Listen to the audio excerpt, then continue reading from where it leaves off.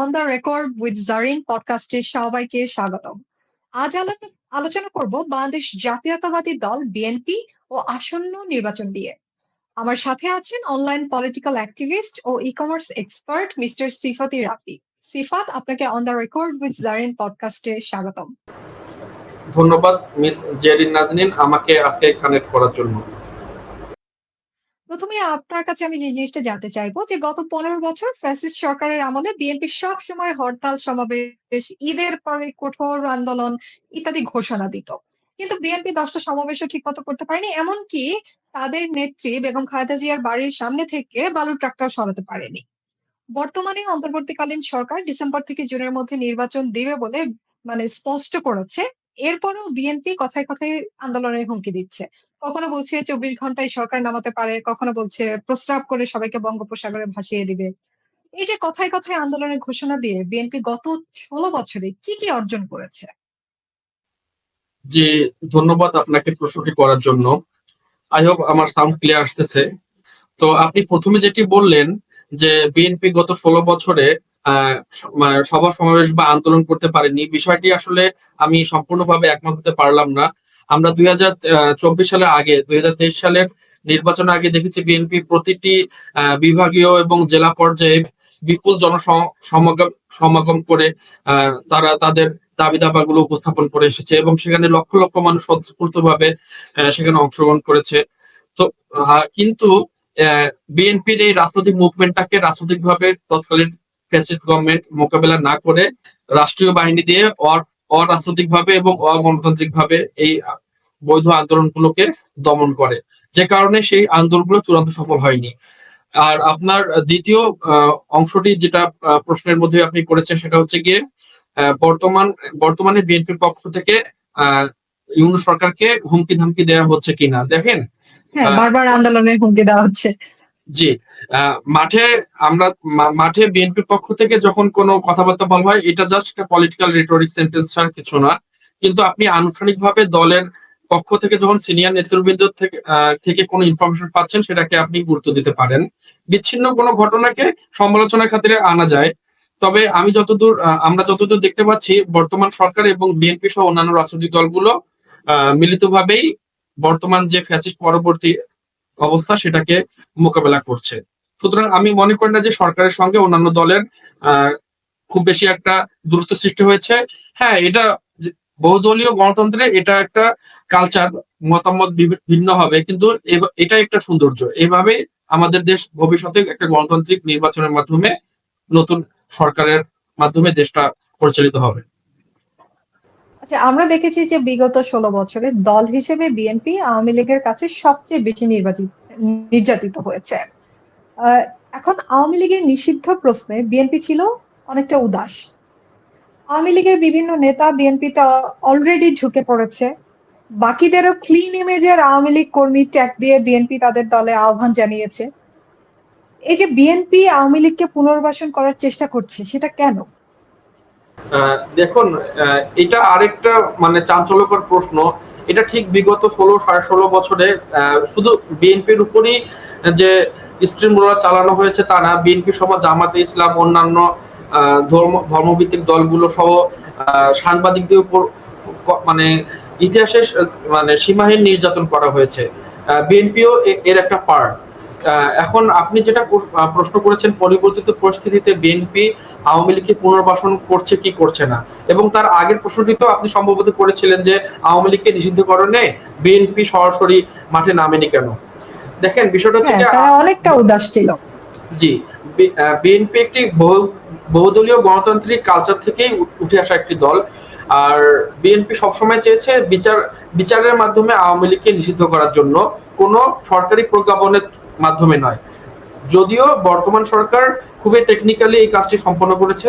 তারা প্রজ্ঞাপনের থ্রুতেও আওয়ামী লীগকে নিষিদ্ধ করেছে, সন্ত্রাস দমনের আইনের কথা বলে, এবং এই কথাটিও যুক্ত করে দিয়েছে যে বিচার যতদিন না শেষ হবে, জুলাই গণহত্যা, ততদিন তাদের রাজনৈতিক কার্যক্রম নিষিদ্ধ থাকবে। এবং বিচার আমরা খুবই জানি, বিচারে যদি তারা দোষী সাব্যস্ত হয় তাহলে এই নিষেধাজ্ঞাটা চিরস্থায়ী হিসাবে চলে আসবে। সুতরাং বর্তমান সরকার খুব স্মার্ট একটা মুভমেন্ট নিয়েছে এবং বিএনপি মাঠে নামেনি কথাটা ভুল। বিএনপিও আনুষ্ঠানিকভাবে এবং অনানুষ্ঠানিকভাবে মাঠে এবং মাঠের বাইরে এই বিষয়টাকে সমর্থন করে আসছে এবং এখনো তারা এই বিষয়টার পক্ষেই আছে। আর আওয়ামী লীগের পুনর্বাসনের যে বিষয়টি সেটা আমি মনে করি বাংলাদেশ জাতীয়তাবাদী দল একটি উদার গণতান্ত্রিক দল, এখানে কোনো এক্সট্রিমিজমের কোনো জায়গা নেই। এখন আওয়ামী লীগ, এটা তো মানতে কোনো দ্বিধা নেই যে আওয়ামী লীগ একটি বড় রাজনৈতিক দল, তাদের একটা স্ট্রং ভোট ব্যাংক আছে। সুতরাং এই যে সাধারণ মানুষের একটা মানে বড় ভোটারদের একটা পোর্শন, এবং সেখানে আওয়ামী লীগের সকল মানুষ তো আর খারাপ না, তাদের মধ্যে অনেকে আছে জনগণের কাছে প্রিয় ব্যক্তিত্ব, জনগণের কাছে গ্রহণযোগ্য, যারা জুলাই অভ্যুত্থানে ছাত্র জনতার বিপক্ষে থাকেনি। তাদেরকে বিএনপি কিন্তু আনুষ্ঠানিকভাবে ঘোষণা দিয়েছে, পর্দার আড়ালে কোনো কিছু করছে না, যে আওয়ামী লীগের যেসব নেতারা গণঅভ্যুত্থানে জনগণের বিপক্ষে দাঁড়ায়নি এবং শেখ হাসিনার লুটপাটে অংশগ্রহণ করেনি, তারা প্রকাশ্যে বিএনপিতে যোগ দিতে পারে। এবং একটা গণতান্ত্রিক রাজনৈতিক দলের ক্ষেত্রে এটাই হওয়া উচিত, এবং যে কেউ যাতে সেই গণতান্ত্রিক রাজনৈতিক দলে যোগ দিতে পারে এবং তার মতামত প্রকাশের স্বাধীনতা পায়। সুতরাং আমি মনে করি না যে এখানে আওয়ামী লীগের দোসর কাউকে বিএনপি পুনর্বাসন করছে, এবং এটা বিএনপির আদর্শের আচ্ছা সঙ্গেও যায় না। আচ্ছা, বিএনপির এই উদারতা কি আসলে মানে এই ভোট ব্যাংকের জন্য, আওয়ামী লীগের ভোট ব্যাংক, এবং আওয়ামী লীগ যে এত অর্থকড়ি করেছে এই ফান্ডিং এর জন্য, আপনার কি মনে হয়? দেখুন, ভোটের রাজনীতি মাঠের রাজনীতির বিষয়টা সম্পূর্ণ ভিন্ন। এটা একটা অবশ্যই একটা স্ট্র্যাটেজি থাকতে পারে, তবে এককভাবে বিএনপিকে আলোচনায় নিয়ে আসাটা আমি মনে করব একটি একপাক্ষিক হয়ে যায়। কারণ আমরা যতদূর দেখছি অন্যান্য রাজনৈতিক দল যেমন বাংলাদেশ খেলাফতে মজলিস বা হেফাজতে ইসলাম বাংলাদেশ বা বাংলাদেশ জামায়াতে ইসলামী বা ছাত্রদের নতুন যে দলটি এনসিপি, এই সব দলই মোটামুটি বিভিন্ন দিক থেকে আওয়ামী লীগের নেতাকর্মীরা, যাদের একটি রাজনৈতিক প্ল্যাটফর্ম দরকার, কারণ তারা পেশাগতভাবে রাজনীতি করে, এটা তাদের পেশা। এটাকে ভালোভাবে আর খারাপভাবে যে দিক থেকে আপনি দেখেন, কারো পেশা তো আপনি কেড়ে নিতে পারেন না। হ্যাঁ, এটা শুনতে খারাপ লাগতে পারে যে রাজনীতিকে আমি পেশার সঙ্গে তুলনা করতেছি, বাট ইয়েস, তারা একটা ফুল ফর্মে রাজনীতিতে অংশগ্রহণ করে। এখন কাউকে তো আপনি প্ল্যাটফর্ম ছাড়া দিতে পারেন না, যেহেতু আওয়ামী লীগ নিষিদ্ধ এবং ভবিষ্যতে এই নিষিদ্ধতার বলবৎ থাকার সম্ভাবনা অনেক বেশি। সুতরাং তাদের অবশ্যই মতামত প্রকাশ করার এবং দেশের শাসন ক্ষমতায় নিজেদের অংশগ্রহণ, নিজের মতামত প্রকাশের স্বাধীনতা দেওয়া দরকার। যে কারণে শুধু বিএনপি না, সকল রাজনৈতিক দলই এটা ওপেন রাখা উচিত। যারা দেশের বিপক্ষে যায়নি, ভারতের আগ্রাসনের বিপক্ষে ছিল, যারা পরিস্থিতির শিকার হয়ে আওয়ামী লীগ করেছে, তাদের আমি মনে করি না যে বিএনপি বা এনসিপি বা জামাতে ইসলাম এই রাজনৈতিক দলগুলোতে তারা গেলে এখানে পুনর্বাসনের কোনো কিছু সেভাবে আমি মনে করি না। তবে আমি কি আচ্ছা আপনার ঠিক আছে। পয়েন্ট মিস করলাম? না ঠিক আছে, আমি আমার উত্তর পেয়েছি। 1975 সালে মুজিব হত্যাকাণ্ড ঘটে। এরপর জিয়াউর রহমান রাষ্ট্রের সর্বোচ্চ ক্ষমতায় থেকে বাংলাদেশের সবচেয়ে বড় কিংস পার্টি গঠন করে। এরপর আবার এরশাদ স্বৈরাচার বিরোধী আন্দোলনের পর দেখা যায় যে বিএনপি ক্ষমতায় আসে 1991-এ। তারপর আবার 2001-এ আবার ক্ষমতায় আসে। এখন জুলাই আগস্টের পরে, গণ অভ্যুত্থানের পরে তারা আবারও ক্ষমতায় আসার জন্য আগে নির্বাচন পরে সংস্কার এর নামে মাঠে নেমেছে। দেখা যায় যে এই যে গণ অভ্যুত্থান বা এরকম একটা রাষ্ট্রীয় হত্যাকাণ্ড, মুজিবের হত্যাকাণ্ড, এরশাদের স্বৈরাচারী শাসনের যে অভ্যুত্থানটা হলো, এখন এসবের পরে বিএনপি কিন্তু ক্ষমতায় আসে। হ্যাঁ? তারপরে তারা পরপর 2 টার্ম সার্ভ করতে পারেনি। এটা কেন? দেখুন, আপনি বলেছেন যে বিএনপি একটি কিংস পার্টি, আমি সম্পূর্ণ বিষয়টির সঙ্গে একমত না। এটা আলোচনার সাপেক্ষে, বিতর্কের সাপেক্ষে অনেকেই বলে থাকে। 1975 সালে শেখ মুজিবুর রহমানকে যখন হত্যা করা হলো সপরিবারে, এটা অবশ্যই নিন্দনীয় এবং জঘন্য একটি হত্যাকাণ্ড হয়েছে। কিন্তু সেটা পরিস্থিতিটা এমন একটা পর্যায়ে চলে গিয়েছিল যে রাষ্ট্রীয় একটা শূন্যতা বিরাজ করছিল। তখন রাষ্ট্রপতি, তখন জিয়াউর রহমান, যিনি বাংলাদেশ স্বাধীনতার ঘোষক, শহীদ রাষ্ট্রপতি জিয়াউর রহমান, ওনাকে জাসদের, অর্থাৎ বামপন্থী জাসদের যে সেনাবাহিনীর যে সমর্থকরা, তারা একটি বিপ্লবের মধ্য দিয়ে 1975 সালের 7ই নভেম্বর, যেটাকে আমরা সিপাহী জনতা বিপ্লব হিসাবে অবহিত করে থাকি, তখন জনগণের পক্ষ থেকে, রাজনৈতিক দলের পক্ষ থেকে, সেনাবাহিনীর পক্ষ থেকে, সবার পক্ষ থেকে জিয়াউর রহমানকে যোগ্য নেতৃত্ব দানকারী হিসাবে চয়েস করা হয়, কারণ বাংলাদেশে তখন একটা রাজনৈতিক শূন্যতা বিরাজ করছিল এবং একটা থ্রেট আসতেছিল ভারতের পক্ষ থেকে, বাংলাদেশ স্বাধীনতা সার্বভৌমত্ব বিলীন হয়ে যাচ্ছিল। সো জাতির এই ক্রান্তিকালে শেখ জিয়াউর রহমান জিয়াউর রহমান ক্ষমতায় আসে, রাষ্ট্রপতি হয় এবং 1978 সালে 77 সালে বা 78 সালের দিকে হানা ভোটের মাধ্যমে তার গ্রহণযোগ্যতা প্রমাণিত হওয়ার পরেই কিন্তু তিনি রাষ্ট্র ক্ষমতা প্রলম্বিত করে। সুতরাং এটা কিংস মানে পার্টির আমি জানতে চাচ্ছি আদর্শের যে সঙ্গে যায় না। পরপর দুই টার্ম জি, পরপর আমি দুই টার্ম কেন আমি তারা সার্ভ আসছি করতে পারে না? যে আমি আসছি। পরপর ২ টার্ম যদি আপনি কথা বলেন, বাংলাদেশ আওয়ামী লীগের কথাই যদি বলেন, বাংলাদেশ আওয়ামী লীগ কিন্তু আমি মনে করি না পরপর ২ টার্ম কখনোই ক্ষমতায় এসেছে। ১৯৯৬ সালের যে নির্বাচনে শেখ হাসিনা ১ম বাংলাদেশের প্রধানমন্ত্রী হিসেবে নির্বাচিত হয়, আমি একমাত্র ওই নির্বাচনটাকেই আওয়ামী লীগের জন্য একটি গ্রহণযোগ্য নির্বাচন হিসেবে মনে করি। কিন্তু ২০০৮ থেকে ২০০৮ ২০১৪ ২০০৮ এর নির্বাচনটাকেও আমি, এটা মোটা দাগে যারা ইতিহাস জানেন তারা অনেকেই বলেন যে 111 গভর্নমেন্ট বিএনপি সরকারের সঙ্গে একটি আঁতাত করতে চেয়েছিল, কিন্তু আমরা জানি আপোষের নেত্রী গণতন্ত্রের মানুষকণা বাংলাদেশের বিএনপি চেয়ারপারসন বেগম খালেদা জিয়ার সেই অবৈধ কোনো প্রস্তাবে সেনাবাহিনীর সঙ্গে একাত্মতা প্রকাশ করেনি এবং বেগম খালেদা জিয়া এটা প্রকাশ্যেই ঘোষণা দিয়েছিল যে যারা অগণতান্ত্রিকভাবে 111 গভর্নমেন্ট ফর্ম করেছিল সেনাবাহিনীর পক্ষ থেকে, তাদেরকে পরবর্তীতে গণতান্ত্রিকভাবে বিচারের আওতায় আসতে হবে। যে কারণে তখন ভারত, আওয়ামী লীগ এবং সেনাবাহিনীর একটি একাংশ মিলিতভাবে এটি একটি বিএনপির এগেইনস্টে প্রোপাগান্ডা ছড়ায়, তাদের কেন্দ্রীয় নেতৃবৃন্দকে রাস্তা থেকে দূরে রাখে এবং একটা কারচুপি নির্বাচনের মাধ্যমে ২০০৮ সালে একটি শেষের দিকে নির্বাচন হয়।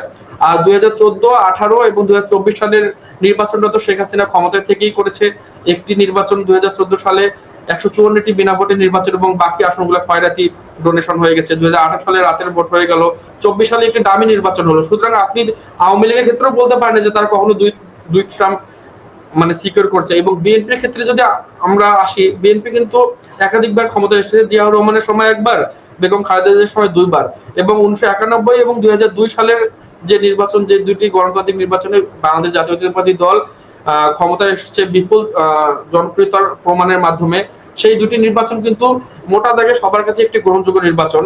এবং এবং যারা পলিটিক্যালি সচেতন তারা খুবই এই বিষয়টার সঙ্গে এগ্রি করবে যে যদি ফেয়ার ইলেকশন হতো ২০০৮ সালে বা ৯ সালে বিএনপি ক্ষমতা আসতো কিনা সেটা এখন যেহেতু হয়নি সেটা বলা যাচ্ছে না, বাট ২০১৪ তে অবশ্যই একটা বিএনপির ক্ষমতায় আসার জোরালো সম্ভাবনা ছিল। কিন্তু বিএনপিকে কখনোই ভারত রাজনৈতিকভাবে সেরকম প্রায়োরিটি দেয়নি, যেহেতু বিএনপি বাংলাদেশ জাতীয়তাবাদের ক্ষেত্রে আপোষহীন।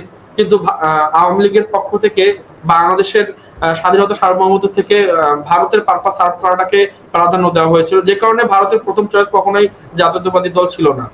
যে কারণে বাংলাদেশের মানুষের গণতান্ত্রিকভাবে ভোট প্রদান করে বিএনপিকে পরপর দুইবার নির্বাচন করার কোনো সুযোগ ছিল না। দ্যাটস ওয়াই বিএনপি দুইবার পরপর তাদের টার্ম সিকিউর করতে পারেনি। বাট ইনশাআল্লাহ সামনের ইলেকশনে বাংলাদেশ মানুষ যদি ভোটে অংশগ্রহণ করতে পারে তাহলে তাদের একটা জোরালো সম্ভাবনা আছে বলে আমি মনে করি। আচ্ছা, বর্তমানে বিএনপি দুইটি জিনিস চায়। তারা দ্রুত নির্বাচন চায় আর তারা ছাত্র উপদেষ্টাদের পদত্যাগ চায়। এর বাইরে গঠনমূলক কোনো প্রশ্ন করা হলে তারা বলে যে আমরা তো ৩১ দফা দিয়ে দিয়েছি, আপনারা ৩১ দফা পড়ে নেন। হ্যাঁ? এই যে বিগত ফ্যাসিস্ট সরকারের স্বজন হারানো বেদনার মতো বিএনপি যে একই রকম গদবাঁধা প্রচারণা চালাচ্ছে, সেটা নতুন বাংলাদেশে আসলে কতটা কার্যকর? দেখুন, বর্তমান যে সরকার তাদের কিন্তু রাষ্ট্র পরিচালনার প্রি এক্সপিরিয়েন্স নেই, কিন্তু বিএনপি এবং বিএনপির সমমান জোটের রাষ্ট্র পরিচালনার এক্সপিরিয়েন্স কিন্তু এর আগে একাধিকবার হয়েছে। সুতরাং তাদের একটা কনফিডেন্স রয়েছে এবং তারা একটি বড় দল। তারা এটা মনে করে যে তারা যদি ক্ষমতায় আসে তাহলে তারা এই সংস্কার এবং বিচার যে প্রক্রিয়াটা সেটা সুন্দর মতো মানে প্রশ্নের বাইরে রেখেই যাতে সুন্দর মতো এগিয়ে নিতে পারবে এবং বিচার ব্যবস্থা এবং সংস্কার কার্যক্রম ধীরে ধীরে এগিয়ে নিয়ে যাবে। তারা কখনোই বলেনি যে এটা ভুলভাবে উপস্থাপন করা হচ্ছে। বরাবরই বিএনপির এগেইনস্টে সবসময় সব সরকারের আমলে প্রোপাগান্ডা ছড়ানো হয়েছে। এখনকার এই একটা প্রোপাগান্ডা যে বিএনপি নির্বাচন শুধু চায়, সংস্কার এবং বিচার ব্যবস্থা চায় না। বিষয়টা সম্পূর্ণ ভুল। বিএনপি সংস্কার, বিচার ব্যবস্থা এবং নির্বাচনকে প্যারালালি এগিয়ে নিয়ে যাওয়ার কথা বলেছে এবং বিএনপি বলেছে যে নির্বাচন কখনোই সংস্কার এবং বিচারের বাইরের কোনো বিষয় না, কিন্তু এটাকে বিরোধী হিসাবে মানে প্রমাণ করার চেষ্টা করা হচ্ছে। এবং বিচার তো না, একটি বিএনপি তো কন্টিনিউয়াস প্রক্রিয়া, স্পষ্ট সংস্কার করেই একটি বলেছে, কন্টিনিউয়াস প্রক্রিয়া। আপনি একটা না কন্টিনিউয়াস বিএনপি তো স্পষ্ট করেই বলেছে যে আহ, মানে নির্বাচনের জন্য যে ন্যূনতম সংস্কার সেটা করে নির্বাচন দেখ, সংস্কার হচ্ছে যে জি, ভোটে আসা এই যে সরকার ন্যূনতম করবে। সংস্কার, আপনি একটা জিনিস খুব ভালো মতো জানেন, বর্তমান সরকার পক্ষ থেকে খুবই একটা ফানি বিষয় বলা হচ্ছে যে আপনি যদি ন্যূনতম ছোট সংস্কার চান তাহলে ডিসেম্বরের মধ্যে, আর যদি বড় সংস্কার চান তাহলে ডিসেম্বর থেকে জুনের মধ্যে, সামনের বছর জুনের মধ্যে। এই ছোট সংস্কার আর বড় সংস্কারের সংজ্ঞা এখন পর্যন্ত সরকার দিতে পারেনি, এবং এই কারণেই তারা নির্বাচনের রোডম্যাপও দিতে পারেনি। এবং এখন কি সচেতন রাজনৈতিক দল হিসেবে, গণমানুষের দল হিসেবে বিএনপি তো নির্বাচনের রোডম্যাপ চাইতেই পারে। সুতরাং তাদেরকে স্বার্থান্বেষী হিসাবে যে প্রচার করার যে একটা অপপ্রয়াস, এটা কখনোই ঠিক নয়। আর সংস্কার একটি চলমান প্রক্রিয়া। আপনি আজকে যে আইন করবেন, সংস্কার করবেন, সেটা ২ বছর পর কিন্তু ওই আইন সেই সময়কার প্রেক্ষাপটে অচল, অসামঞ্জস্যপূর্ণ হতে পারে। আপনি আজকে যে আইন করবেন সেটা ৫ বছর পর আবারও চেঞ্জ করতে হতে পারে। সুতরাং সংস্কারের চিরন্তন কোনো ব্যবস্থা না। সংস্কার একটা চলমান প্রক্রিয়া। আপনি একটি আইনও যদি সংস্কার করেন ৫ বছর পর সেটা অচল হয়ে যাইতে পারে। সমসাময়িক প্রেক্ষাপটে সেটা নাও চলতে পারে। সুতরাং আপনি সংস্কারকে কখনোই কমপ্লিট করতে পারবেন না।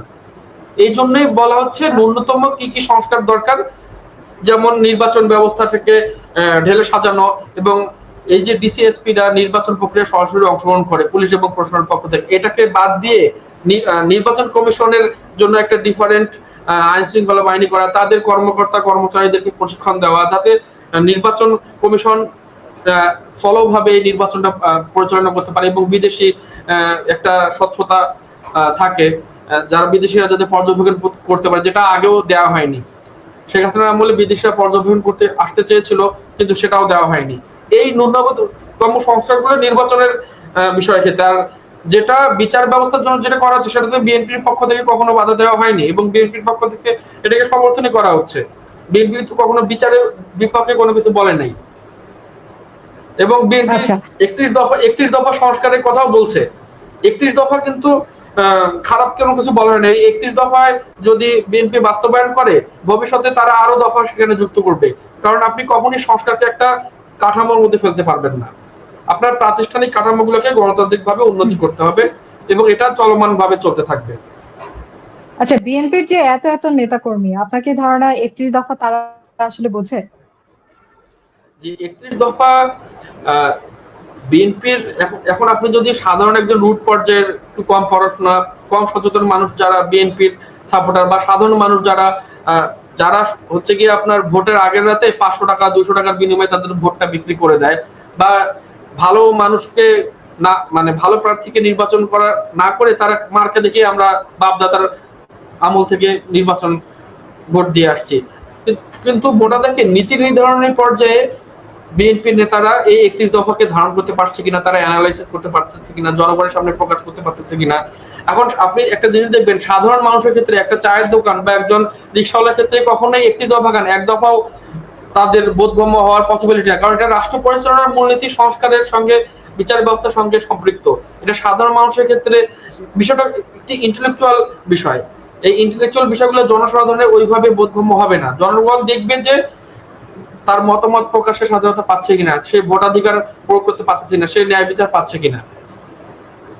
আচ্ছা, সুতরাং সাধারণ মানুষের বিএনপির পক্ষে। নেতা জি, জি, বিএনপির নেতাকর্মীরা বারবার বলছে যে 18 বছর ধরে তারা আন্দোলন করে আসছে।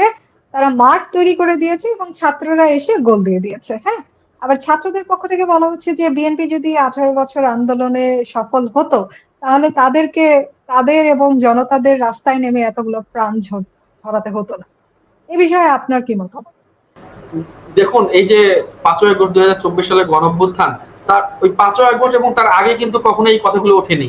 ৫ই আগস্টের পর যখন ফ্যাসিস্ট রিজিম থেকে বাংলাদেশ একটি মুক্ত স্বাধীন দেশ, বাংলাদেশ 2.0 পেল, তখন রাজনৈতিক দলগুলো পরবর্তীতে ক্ষমতার রাজনীতিতে যাওয়ার জন্য মাঠে নামলো, এবং ছাত্ররা নিরপেক্ষ অবস্থা থেকে একটা রাজনৈতিক দলে এনসিপি, ন্যাশনাল সিটিজেনশিপ পার্টি গঠন করলো। এখন তারা এই আন্দোলনের ক্রেডিট নিজেদের দিকে নেওয়ার জন্য বিভিন্নভাবে এটাকে প্রভাবিত করতে পারে। কিন্তু আমি মনে করি শুধু বিএনপি বা এনসিপি বা জামাতে ইসলাম না, বাংলাদেশ সকল রাজনৈতিক দল, গণতান্ত্রিক রাজনৈতিক দল যারা বাংলাদেশ সাধারণ মানুষ যারা ফ্যাসিবাদের বিপক্ষে তাদের সবার প্রত্যক্ষ এবং পরোক্ষভাবে এই অভ্যুত্থানের অবদান ছিল এবং সমর্থন ছিল। এখন যেটা বলা হচ্ছে যে ১৬ বছর মাঠ গরম করেছে, ছাত্র এসে গোল দিয়েছে, বিষয়টা এরকম না। গণ অভ্যুত্থান সবার স্বতঃস্ফূর্ত অংশগ্রহণের মাধ্যমে হয়েছিল এবং এটা ইতিহাস সাক্ষী দেবে। আচ্ছা, আচ্ছা। একদিকে বিএনপি নির্বাচনের ডেট চায়, অন্যদিকে জনগণ তারেক জিয়া কবে আসবে সেই ডেট চায়। হ্যাঁ? এখন এই আসলে তারেক জিয়া দেশে ফিরছেন না কেন? এবং উনি দেশে না ফেরাতে তাদের মধ্যে দলীয় শৃঙ্খলাটা আসলে কতটুকু শক্ত? দেখুন, দলীয় শৃঙ্খলার বিষয়টা আমি পরে আসছি। বিএনপির সেকেন্ড ইন কমান্ড যিনি বেগম খালেদা জিয়ার বড় পুত্র জনাব তারেক রহমান, বিএনপির ভারপ্রাপ্ত চেয়ারপারসন, যিনি লন্ডনে দীর্ঘ ১৭ বছর ধরে নির্বাসিত, এবং আমরা জানি 111 এর সরকারের সময় তাকে শারীরিকভাবে কিরকমভাবে নির্যাতন করা হয়েছে। ওনার ভাইকে আরাফাত রহমান কোককে কিভাবে শারীরিকভাবে অত্যাচার করে পরবর্তীতে তিনি অকালে ২০১৪ সালের দিকে মৃত্যুবরণ করেন। ওনার মা দেশনেত্রী বেগম খালেদা জিয়া, যিনি একাধিকবার গণতান্ত্রিকভাবে নির্বাচিত, ওনাকেও চিকিৎসার বাইরে রাখা হয়েছিল। অর্থাৎ পুরা জিয়া পরিবারকে মানে নিঃশেষ করে দেওয়ার একটা পরিকল্পনা করা হয়েছিল, এবং ভারত এটা জেনেও, ভারতকে আমরা জানি যে বাংলাদেশের পৃথিবীর সবচেয়ে বড় গণতান্ত্রিক একটি দল, কিন্তু ভারত তার পার্শ্ববর্তী কোনো রাষ্ট্রের সঙ্গে সুসম্পর্ক রাখতে পারেনি শুধুমাত্র তার আগ্রাসী মনোভাবের কারণে। এখন তারেক রহমানকে যদি পদ থেকে সরানো যায়, আমরা অতীত ইতিহাসে জানি যে উনার পিতা জিয়াউর রহমান সাহেব, ওনাকেও কিন্তু অকালে প্রাণ দিতে হয়েছে বাংলাদেশের জাতীয়তাবাদের বিষয় স্ট্রিক্ট থাকার জন্য, বাংলাদেশের ঐক্য ধরে রাখার জন্য। এখন ফ্যামিলি লিগেসিতেই কিন্তু তারেক রহমান এখন নেক্সটে ক্ষমতায় আসার খুবই কাছাকাছি। এখন ওনার সিকিউরিটির বিষয়টা খুবই গুরুত্বপূর্ণ। বাংলাদেশের যেখানে আপনি এখনো নির্বাচনের একটা ডেডলাইন কিংবা সুনির্দিষ্ট রোড ম্যাপ দিতে পারতেছেন না, যেখানে ভবিষ্যতে কি হবে, সেনাবাহিনীর মধ্যে বিদ্রোহ হবে কি হবে না, আমরা চাই না যে হবে। এই যে আপনার বন্দর নিয়ে, করিডোর নিয়ে এত কিছু হচ্ছে, ভারত নিশ্চয়ই বসে থাকতেছে না, তাদের এদেশে দোসররা নিশ্চয়ই অনেক পরিকল্পনা করতেছে। এর মধ্যে বিষয়গুলা পরিষ্কার হলে সরকার যখন নির্বাচনের ডেডলাইন দিবে তখন অবশ্যই তিনি বাংলাদেশে আসবেন। ওনার পরিবারের লোকজন অবশ্যই ইতিমধ্যেই লন্ডন থেকে বাংলাদেশে এসেছেন, তিনি অতি শীঘ্রই আসবেন বলে আশা করা যাচ্ছে। আচ্ছা, আমরা অনুষ্ঠানের শেষের দিকে চলে এসেছি। আপনাকে আমি লাস্ট যে প্রশ্নটা করতে চাই সেটা হচ্ছে যে বিএনপি মানে তরুণদেরকে কিভাবে কাছে টানছে? তরুণরা কি বিএনপি থেকে দূরে সরে যাচ্ছে কিনা? নতুন প্রজন্ম যে মানে আমরা তরুণদের যেটা বিষয়ে জেনজি যেটা বলি। আপনি বলছেন, সম্ভবত বিএনপির একটি প্রোগ্রাম রানিং অবস্থায় আছে। এখানে বিএনপি টার্গেট হচ্ছে ১ কোটি তরুণ এবং নতুন সদস্য গ্রহণ করা। সুতরাং আপনার এই কোশ্চেনটাকেই বিএনপি এই প্রোগ্রামের মাধ্যমে অ্যাড্রেস করে ফেলেছে অলরেডি, মানে আনুষ্ঠানিকভাবে। নেক্সট ১ মাস বা ১.৫ মাস ধরে, ২ মাস ব্যাপী তারা সারা দেশে সদস্য সংগ্রহ করবে তরুণদের কাছে টানার জন্য। এবং বিএনপির তরুণ সংগঠন হিসাবে তাদের ছাত্র দল রয়েছে, ছাত্র দলের অধিকাংশই তরুণ। সুতরাং তরুণদের ছাত্র থেকে যে দলের বিএনপি দূরে অধিকাংশই আছে। তরুণ। এখন জেনজি থেকে বা অন্যান্যরা বলছে যে ছাত্র দলের অধিকাংশই মানে ছাত্রত্ব নেই এবং তারা ৪০ প্লাস। দেখুন, আপনি দেখেন বিগত ১৭ বছর ধরে বাংলাদেশের কোনো পাবলিক বিশ্ববিদ্যালয় বা জাতীয় বিশ্ববিদ্যালয়ে যেখানে ছাত্র রাজনীতি হবে, সেখানে কখনোই স্বাভাবিকভাবে স্বাধীনভাবে ছাত্রদলকে রাজনীতি করতে দেয়া হয়নি। যে কারণে অনেকেই তাদের রেগুলার একাডেমিক কার্যক্রম চালাইতে পারেনি, যে কারণে তাদের ২, ৪, ৫ বছর এদিক সেদিক হয়ে যাইতে পারে। এবং ভবিষ্যতে খুব দ্রুত দেখা যাবে যে ছাত্র দলের নেতৃত্ব যখন পরিবর্তন হবে তখন অবশ্যই আরো তরুণ ছাত্র নেতাদেরকে আপনারা দেখতে পারবেন। আচ্ছা, তাহলে মানে যারা নতুন আহ, মানে বয়স জেনজি বা তার চেয়ে একটু বেশি, তারা যখন বিএনপির এই যে সদস্য হতে চাইবে, মানে তারা, আপনি কি বলতে পারেন যে বিএনপির এই ৩টা গুণ আছে যে কারণে তারা অবশ্যই চাইবে যে সদস্য হতে? জি, যদি বিএনপির যে প্রধান আদর্শ বা জাতীয়তাবাদী আদর্শ, এটাকে যদি তারা মেনে নেয়, জিয়াউর রহমানের আদর্শ, তাদের পারিবারিক আদর্শ এবং ঐতিহাসিকভাবে তাদের যে দেশের প্রতি অবদান, এগুলোকে যদি রেসপেক্ট করে এবং দলীয় শৃঙ্খলা যদি ভঙ্গ না করে, দেশের জনগণের পক্ষে থাকে, জনগণের পালস বোঝার চেষ্টা করে, ইতিবাচক রাজনীতি করে, প্রতিহিংসা রাজনীতি থেকে যারা প্রতিহিংসা রাজনীতি পছন্দ করে না, এরকম মানুষ যদি বিএনপিতে যোগ দিতে চায় তাহলে আমি মনে করি এটা একটা ওপেন প্ল্যাটফর্ম, সবসময় ছিল, আগামীতেও থাকবে। ওকে, সিফাত আপনাকে অনেক ধন্যবাদ। দর্শক, আমরা অনুষ্ঠানের শেষ দিকে চলে এসেছি। নির্বাচন চাওয়া অবশ্যই যেকোনো গণতান্ত্রিক দেশে একটি রাজনৈতিক দলের অধিকার, তবে দলীয় সংস্কার যেন নির্বাচনের আগে সব দলগুলো করতে পারে সেই প্রত্যাশায় আজকে শেষ জি, করছি। আমি আবারও দেখা হবে। একটি কথা বলতে ধন্যবাদ। চাই, এই জি। আপনি যেটা বলতে চাইলেন, ব্যক্তির চেয়ে দল বড়, দলের চেয়ে দেশ বড়, এটাই কিন্তু শহীদ রাষ্ট্রপতি জিয়াউর রহমানের আদর্শ।